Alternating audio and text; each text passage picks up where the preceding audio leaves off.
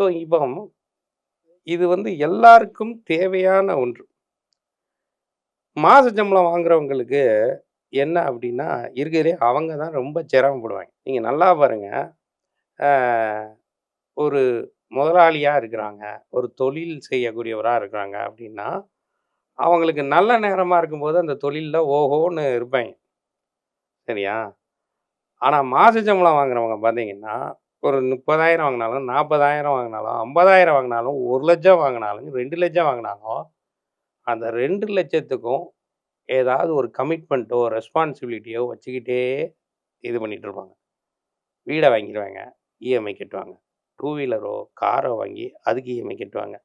அடுத்தடுத்து வேற வேற இது ஆகி, அவங்களுடைய ரொட்டீன் லைஃப்ப லீட் பண்றதே வந்து ஒரு சிக்கலுக்குரிய விஷயமா தான் இருக்கும்.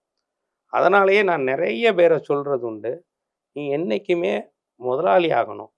மாத சம்பளம் நீ இருந்தாலும், உனக்கு அடிஷனலா ஒரு 2, 3 இன்கம்மாவது வரணும். வச்சுக்கணும். இன்னைக்கு வந்து பார்த்தீங்கன்னா, நவீனத்துவம் வளர்ந்துட்டதுனால, you can do lot of part time jobs, part time business நெறையா இது இருக்கு. பண்ணலாம். கிட்டத்தட்ட அதுக்கு ஏகப்பட்ட வழிமுறைகள் இருக்கு. பட் மணி நமக்கு சேமிப்பு அப்படிங்கிறது என்ன? அப்படிங்கிறது முதல்ல இருக்கு. சிறு சேமிப்பு. எல்லாருமே வந்து சேமிப்புங்கிறதுல ஒரு இது வச்சுக்கணும். வெறுமனே கடன் கட்டிக்கிட்டே இருந்தோம்னா, நம்ம கடனத்தான் காலத்துக்கும் கட்டிக்கிட்டே இருப்போமே தவிர, சேமிப்புக்குள்ள போறதுக்கான வாய்ப்புகளே இருக்காது.